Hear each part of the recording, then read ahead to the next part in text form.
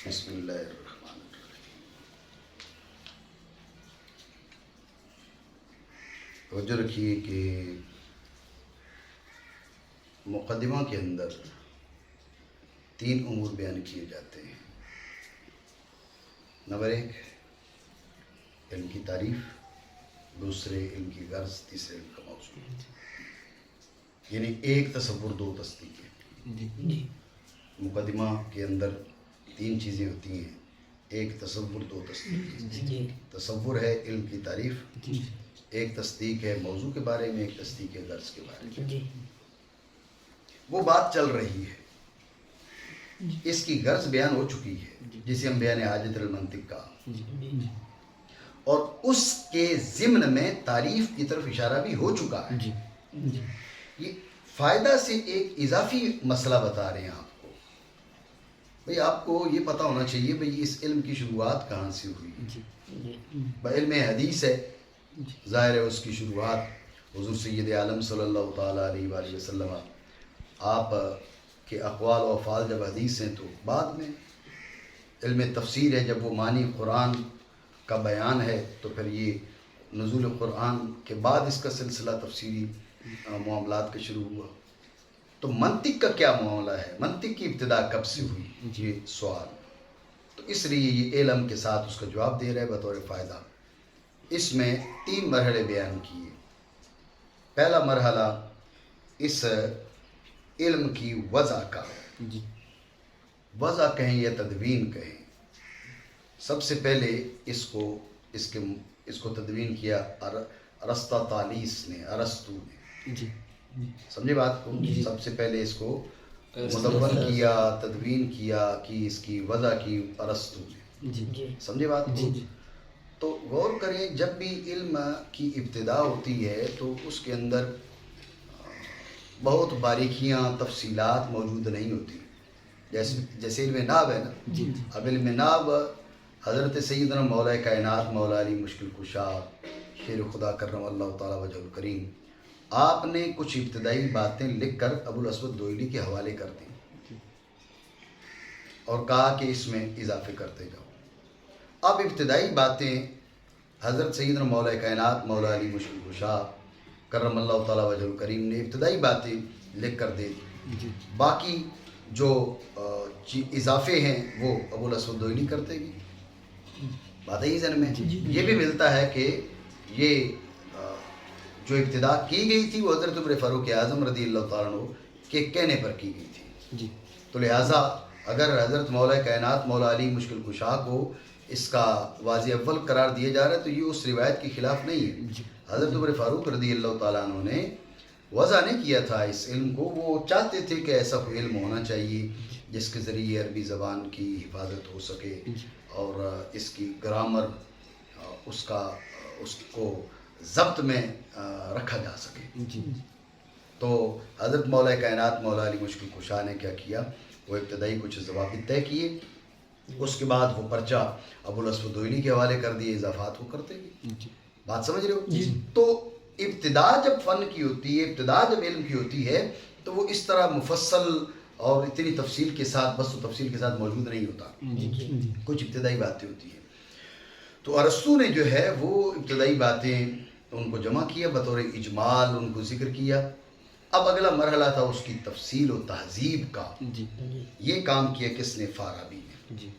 ابو نصر فارابی نے دوسرے مرحلے میں اس کی تہذیب کا کام کیا۔ ذہن میں رکھیں، فارابی کی کتابیں جل گئی، پورا مکتبہ جل گیا، پورا مکتبہ جل گیا۔ تو اب یہ پریشانی بن گئی کہ یہ کدھر گیا؟ تو اللہ رب العالمین نے ابو علی ابن سینا کو وہ حافظہ عطا کیا ہوا تھا کہ اپنے حافظے سے دوبارہ اس علم کو لکھ دیا۔ تو یہ 3 درجات بیان کیے۔ بات سمجھے؟ تو ارسطو نے اس کو سب سے پہلے تدوین کی، اسے معلم اول کا نام دیا گیا۔ فارابی نے تہذیب کی، معلم ثانی، اور ابن سینا نے نئے سرے سے اس کی تحریر کی، لکھا تو معلم ثالث۔ بات سمجھے گی؟ خلاصہ پھر سمجھیں،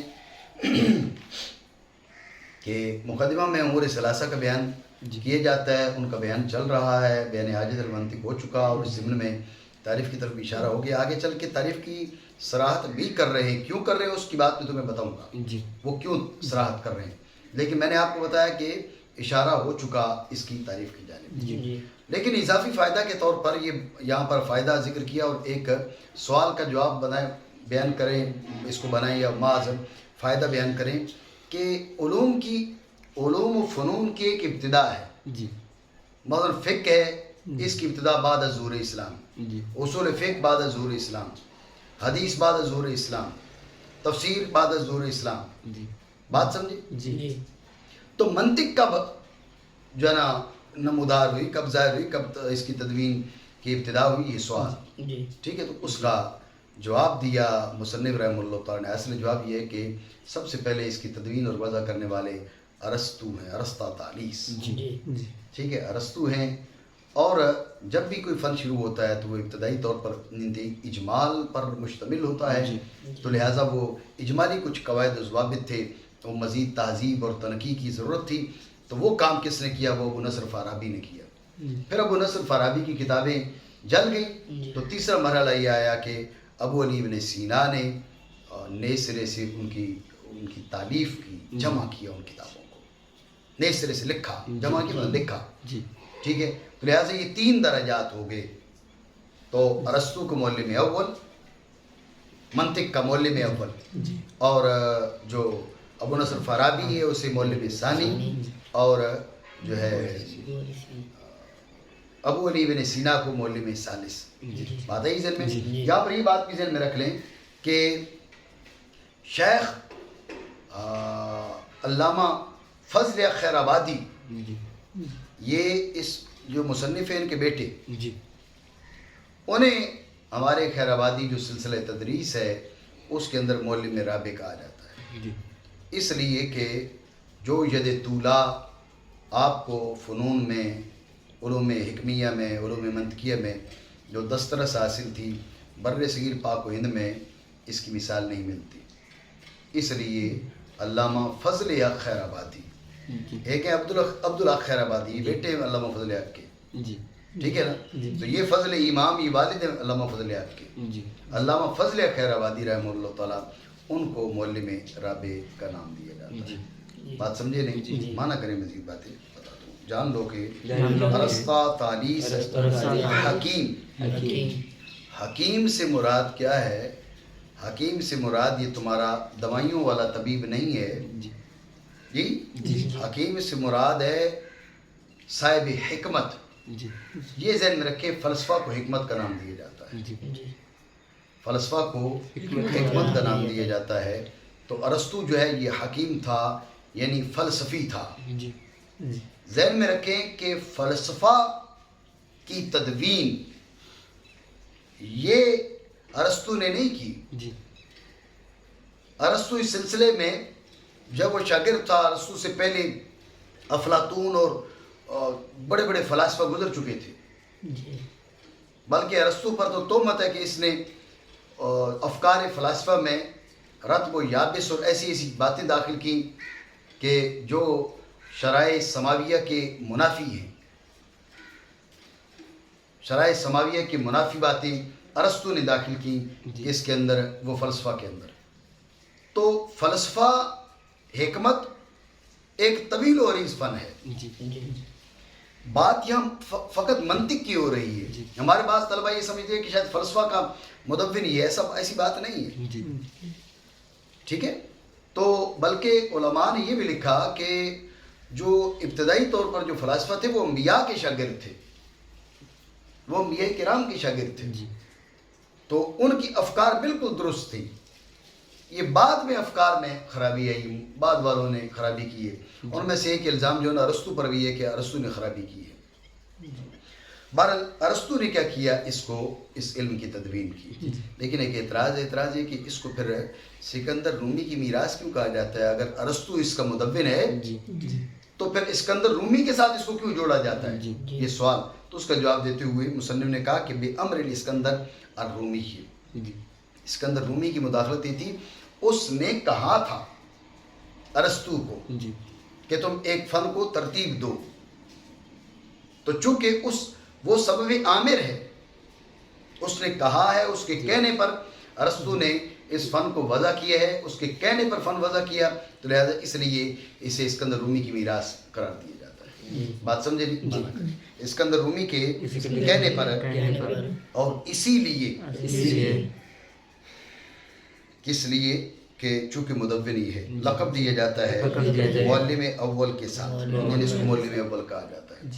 اور فارابی نے مہذب کیا اس فن کو، یعنی تہذیب ہوتا ہے غیر ضروری ابحاث سے اس کو چھٹکارا دینا، بعض تہذیب نہیں کی، تشریح بھی کی، کوئی تفصیل بھی کی، ٹھیک ہے نا، حذب و فصل ہونا چاہیے، مراد یہی ہے۔ اور وہ معلم ثانی ہے۔ اور بعد ضائع کرنے، اضاء یضیع اضاعتاً کے معنی ضائع ہونے نہیں ہوتا، اس کے معنی ہوتے ضائع کرنے۔ جی آپ خارجی طور پہ سوال کر سکتے ہو، یہ کہ بعد اضاعت کتب الفارابی، فارابی کی کتابیں ضائع کرنے کے بعد، ضائع کرنے کا کیا مطلب؟ ضائع ہونے کے بعد کہیں نا، وبعد ضیاع کتب الفارابی، فارابی کی کتابیں ضائع ہونے کے بعد۔ جی تو اصل میں اس کی تفصیل سمجھیں کہ لائبریری میں آگ لگ گئی جس میں ابو نصر فارابی کی کتابیں موجود تھیں، اور الزام جو ہے وہ ابو علی بن سینا پر تھا کہ اس نے آگ لگائی ہے۔ سمجھے بات؟ الزام کس پر تھا؟ شیخ ابو علی ابن سینا پر۔ ابو علی ابن سینا جنہیں کہتے ہیں، ابو علی ایک ہی ہے نا، فارسی حضرات جو ہے نا وہ اس الف کو گرا دیتے ہیں، جیسے با یزید، بستامی با یزید یعنی ابو یزید، سمجھے نا؟ تو بو علی ابن سینا، تو جو بو علی ہیں ان پر یہ اعتراض تھا، ان پر یہ الزام تھا کہ کتابیں انہوں نے چلائی ہیں۔ یہ بھاگ کے جناب جا کے چھپ گئے، بھئی ایسے نہ ہو کہ بادشاہ جو مجھے قتل کروا دے۔ اللہ رب العالمین نے اس شخص کو ایسے حافظے سے نوازا تھا کہ وہ زبانی ساری کتابیں پھر سے لکھ دی، ٹھیک ہے۔ حافظہ اتنا تھا ابو علی ابن سینا کا کہ میں نے ان کے تذکرہ میں پڑھا کہ ایک بار ایک بہت بڑا تھا لغوی تھا، اس نے لغت میں کتاب لکھی اور اس نے ارادہ کیا کہ میں بادشاہ کے سامنے پیش کروں گا۔ یہ کشتی میں سوار ہوئے تو انہوں نے کتاب نکال کے دکھائی، کہا کہ یہ کتاب میں نے لکھی ہے بادشاہ کو پیش کرنے کے لیے۔ انہوں نے کہا دکھاؤ، دکھائی اور ایک نظر دیکھ لی نا پوری کتاب اس سفر میں۔ وہاں پہنچے تو اس لغوی نے وہ کتاب پیش کی بادشاہ کو، میں نے یہ کتاب لکھی ہے۔ تو چونکہ ابو علی بن سینا جو ہے وہ مشہور عالم تھے، بادشاہ نے کہا ان سے بھئی یہ دیکھو کتاب، انہوں نے کہا یہ تو پرانی ہے، تو مجھے یاد ہے۔ ارے تمہیں یاد کہاں سے ہے؟ جی تو کہا پوچھ لو اس کے باعث کہ کسی مقام کو، یہ تو مجھے یاد ہے، یہ تو پرانی کتاب ہے۔ اب وہ بیچارہ پریشان ہو گیا جو مصنف تھا، بھئی یہ تو میں پھنس گیا، یہ کتاب پرانی کیسے، میں نے تو خود لکھی ہے۔ تو بہرحال وہ ابو علی بن سینا نے وہاں بتا دیا کہ یہ مجھے پرانی نہیں ہے، میں نے صرف ایک بار دیکھی ہے تو مجھے یاد ہو گئی ہے۔ تو اس سے وہ بھی بچ گیا، اور ابو علی بن سینا کو اللہ رب العالمین نے کچھ لوگوں کو خاص کاموں کے لیے بنایا ہوتا ہے اور ان سے وہ کام لیتا ہے، ان کو اللہ رب العالمین ایسا حافظہ صلاحیات عطا فرماتا ہے۔ قوت سماعت ایسی تھی ابو علی بن سینا کی کہ بھئی کئی فرسخ دور وہ لوہا کوٹتے تھے تو یہ رات کو جو ہے ان کو آواز آیا کرتی تھی، اس قدر قوت سماعت تیز تھی، اور قوت بصارت اتنی تیز تھی، کہتے کئی فرسخ دور کچھ لوگ آ رہے تھے تو کہا بھئی وہ کوئی میٹھی چیز کھاتے آ رہے ہیں۔ تو جب پوچھا گیا بھئی میٹھی چیز بندے تو دیکھ لیا آپ نے جو دوسروں کو نظر نہیں آ رہے، تو چیز میٹھی کھا رہے ہیں، یہ میٹھی کا کیسے پتہ چلا؟ کہا کہ ان کے اوپر جو ہے نا مکھیاں گھوم رہی تھی، تو مجھے اندازہ ہو گیا کہ میٹھی چیز ہے، جب بھی کوئی چیز کھا رہے تھے تو مکھیاں گھوم رہی تھی، ٹھیک ہے نا۔ تو یہ وہ پھر ابو نصر فارابی کی کتابیں انہوں نے پڑھی ہوں گی، پڑھی تو پھر ان کو تحریر کر دیا، اس لیے یہ معلم ثالث کہلائے، ٹھیک ہے۔ یہ اضاعت میں اس بات کی طرف اشارہ ہے، ضیاء ہوتا تو مطلب ضائع ہو گئی، ضائع کرنے کے، گویا کہ مصنف رحمہ اللہ تعالیٰ بھی الزام لگا رہے ہیں ابو علی بن سینا پر کہ بس ضائع کر دی تھی انہوں نے، اور بعد ضائع کرنے کے فارابی کی کتابیں ان کی تفصیل کی شیخ ابو علی بن سینا نے۔ اب غور کریے گا کہ آگے چل کے بیان کرنا ہے موضوع، لیکن موضوع سے پہلے ایک بار پھر تمہارے سامنے تعریف رکھ رہے ہیں اس کی۔ سوال یہ کہ تعریف تو ماقبل سے معلوم ہو چکی، قانون عاصم عن الخطأ فی الفکر یبین فیہ طرق اکتساب المجہولات یعنی معلومات وہذا القانون هو المنطق والمیزان۔ تعریف تو ہو چکی ہے، جب تعریف ہو چکی ہے تو اب دوبارہ تعریف کرنے کے کیا معنی؟ تو ذہن میں رکھیں طلبہ سارے ایک مزاج کے ایک معیار کے نہیں ہوتے، کچھ ذکی ہیں، کچھ متوسط ہیں، کچھ غبی ہیں۔ تو مصنف رحمہ اللہ تعالیٰ نے چاہا کہ وہاں پر تعریف کی طرف اشارہ تھا، اذکیاء تو سمجھ چکے ہوں گے لیکن متوسطین کو صراحت کی ضرورت پڑے گی، اس لیے وَلَعَلَّكَ عَلِمْتَ مِمَّا تَلَوْنَ عَلَيْكَ، اس سے ماقبل کی طرف تم اشارہ بھی کر دیے کہ ماقبل میں گزر چکی ہے، اور صراحتاً تعریف بھی کر دی۔ تعریف کیا ہے کہ علم بقوانین تعصم مراعاتها الذہن عن الخطأ فی الفکر، علم بقوانین تعصم مراعاتها الذہن عن الخطأ فی الفکر، علم بقوانین تعصم مراعاتها الذہن عن الخطأ فی الفکر، ٹھیک ہے نا؟ علم بقوانین، جب کہنا علم تو سارے کے سارے علم اس میں داخل ہوگے، یہ درجہ جنس ہے۔ توجہ رکھیں، کچھ علوم ہوتے ہیں ان کا تعلق قوانین سے ہوتا ہے، کچھ علوم وہ ہوتے ہیں جن کا تعلق قوانین سے نہیں ہوتا، جزیات سے ہوتا ہے، جیسے آپ فقہ کر لو، بات سمجھے؟ تو جب کہنا علم بقوانین تو قوانین کیا ہے؟ یہ فصل اول ہے، وہ علوم نکل کے جن کا تعلق جو قانونی علوم نہیں ہے، ٹھیک ہے؟ لیکن غور کریں کہ قانونی علوم بھی بہت سے ہیں، نحو ہے، صرف ہے، دیگر کئی علوم ہیں جو اس میں داخل ہیں۔ تعصم مراعاتها الذہن عن الخطأ فی الفکر، عن الخطأ فی الفکر، اب ذہن میں رکھیں صرف بھی نکل گئی، نحو بھی نکل گئی، دیگر علوم قانونی بھی نکل گئی، فقط ایک علم رہا اور وہ منطق ہے۔ بات سمجھے؟ علم درجہ جنس میں کل جنس ہے، اور بے قوانین فصل اول، تعصم مراعاتها الذہن عن الخطأ فی الفکر فصل ثانی ہے۔ تعریف جامع اور معنی ہوگی، ٹھیک ہے؟ معنی اور شاید تم جان چکے ہو اس سے جو ہم نے تمہارے اوپر پڑھا حاجت کے بیان میں، تو کیا جان چکے ہو؟ منطق کی حد، توجہ ہے؟ سوال یہ کہ منطق کیا حد کیا ہوتی ہے؟ ذہن میں رکھیں، حد وہ ہے کہ جو ذاتیات پر مشتمل ہو۔ حد کیا ہوتی ہے؟ جو ذاتیات پر مشتمل ہو، جنس اور فصل پر مشتمل ہو، یہ حد ہے۔ اتنی بات سمجھے؟ جب یہ بات آپ کے ذہن میں آ گئی تو یہ بھی ساتھ ذہن میں رکھ لیں کہ جو خاصہ ہے اور غرض ہے، جو خاصہ نہیں، غرض اور موضوع، غرض اور موضوع دونوں ہی علم کا خاصہ ہوتے ہیں، ذاتی نہیں ہوتے، عرضی ہوتے ہیں۔ جنس ذاتی ہے، فصل ذاتی ہے، لیکن خاصہ ذاتی نہیں، عرضی ہے۔ جب یہ بات آپ کے ذہن میں آ گئی تو اب آپ دیکھیں نا، انہوں نے کہا کہ عاصم عن الخطأ فی الفکر، یہ تعریف بالغرض ہے۔ تعریف بالغرض حد نہیں ہوتی، رسم ہوتی ہے۔ آپ اس کو حد کیسے کہہ رہے ہیں؟ پتہ نہیں بات سمجھو نہیں سمجھو، دوبارہ سمجھو توجہ سے۔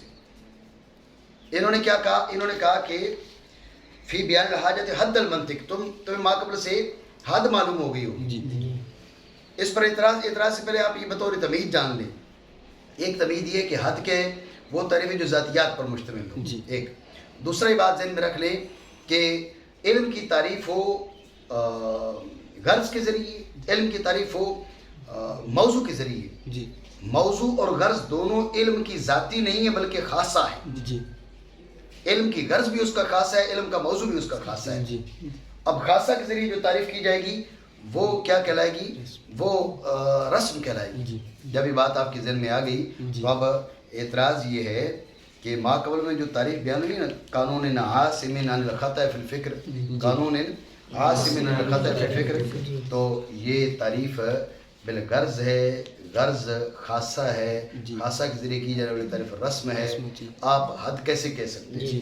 اعتراض سمجھے نہیں؟ تو اس کا جواب دیتے ہوئے مصنف نے کہا وہ تعریف ہو، وہ تعریف ہو، یہاں پر حد سے مراد اصطلاحی حد مراد نہیں، مطلق تعریف مراد ہے۔ بات سمجھے نہیں؟ اوکے چل گیا. بسم اللہ. تو بات یہ کر رہا تھا کہ حد المنطق پر تعریف ہو کا عطف ڈال کے اشارہ کر دیا کہ یہاں پر مطلق تعریف مراد ہے، اصطلاحی حد مراد نہیں. بات سمجھے؟ جان لیا ہوگا تم نے منطق کی تعریف حد کو اور اس کی تعریف. یہ من بیانی ہے. وہ کیا ہے کہ وہ ایسا علم ہے قوانین کا. قوانین جمع قانون کی. قانون کی وضاحت پہلے ہو چکی نا جی. قانون عاصم عن الخطأ فی الفکر وہاں پر بتایا تھا. ٹھیک ہے. قوانین جمع قانون کی. قانون وہ قاعدہ کلیہ کہ جس کے ذریعے اس کے موضوع کی جزیات کے احکام کی معرفت ہو. وہ قاعدہ کلیہ جس کے ذریعے اس کی موضوع کے احکام موضوع کی جزیات کے احکام کی معرفت ہو. سمجھے؟ اور معرفت کا طریقہ بھی وہاں پر بیان کیا تھا کہ کیسے معرفت ہوتی ہے. ٹھیک ہے. آگے کہا کہ تعصم مراعات حدہنا. تعصم مراعات حدہنا ایسے قوانین کہ جن قوانین کی رعایت ذہن کو بچاتی ہے. وہ قانون نہیں بچاتا، قانون کی رعایت ذہن کو بچاتی ہے. سوال یہ کہ یہ جملہ کیوں بولا؟ سمجھے نہیں؟ ایسے قوانین کا علم ہے کہ ان قوانین کی رعایت ذہن کو خطا سے بچاتی ہے. وہ قوانین نہیں بچاتے. تو سوال یہ کہ یہ قید کیوں لگائی کہ تعصم مراعاتھا. وہ قانون نہیں بچاتا، ان کی رعایت بچاتی ہے. اس کا کیا مطلب ہے؟ توجہ ہے نہیں؟ یہ سوال تو اس کا جواب یہ ہے کہ قوانین اور آلات خود آپ کو فائدہ نہیں دیتے جب تک کہ ان کا درست استعمال نہ پایا جائے. آپ کے پاس ہتھیار ہے، وہ آپ کو نہیں بچائے گا جب تک آپ اس کو استعمال نہ کریں. بات سمجھے؟ تو آپ کے پاس قوانین آپ استعمال نہیں کر رہے تو وہ قوانین از خود کیسے آپ کو بچائیں گے؟ قوانین از خود نہیں بچاتے بلکہ کیا ان کی رعایت بچاتے ہیں. اس لیے کہا تعصم مراعات حدہنا، ان کی رعایت بچائے. بات سمجھے نہیں؟ بات ہے بچاتی ہے ان کی مراعات ذہن. سوال یہ کہ مراعات راعا یراعی مراعات نہیں باب مفعول ہے، اس میں تو تشارک پایا جاتا ہے. تشارک کا مطلب ہے کہ تم قانون کی رعایت کرو گے، قانون تمہاری رعایت کرے گا. تو قانون کیسے رعایت کرے گا؟ مراعات جانبین سے ہوتا ہے مفعلہ. بات سمجھے؟ مفعلہ میں تشارک ہے، جانبین سے ہوتا ہے. دیکھو نا، ایک ہے قتل، ایک ہے مقاتلہ، ایک ہے ضرب، ایک ہے مضاربہ. بات سمجھے؟ تو یہ جانبین سے مفعلہ، جانبین سے تشارک ہے. یعنی تعصم رعایتھا نہیں کا تعصم مراعاتھا کا. بھائی تم قانون کی رعایت کرو، قانون تمہاری رعایت کرے. ہم تو قانون کی رعایت کریں، قانون ہماری کیسے رعایت کرے گا؟ سوال سمجھے نہیں؟ اس کا جواب سمجھیں کہ مفعلہ جیسے تشارک کے لیے آتا ہے، ایسے مبالغہ کے لیے بھی آتا ہے. تو یہاں پر مبالغہ مراد ہے، جس کا مطلب یہ ہے کہ معمولی رعایت سے کام نہیں چلے گا. معمولی رعایت سے کام نہیں چلے گا. انتہائی یعنی رعایت میں مبالغہ کرنا پڑے گا. رعایت میں مبالغہ کرنا پڑے گا، بھرپور رعایت. تعصم مراعاتھا، اس کی بھرپور رعایت ذہن کو بچائے. فقط آپ نے کہا جی میں نے منطق پڑھ لی لہذا میں اب خطا سے بچ جاؤں گا، تو یہ بات نہیں ہے. بات سمجھے؟ بچاتی ہے اس کی بھرپور رعایت ذہن کو فکر میں خطا سے.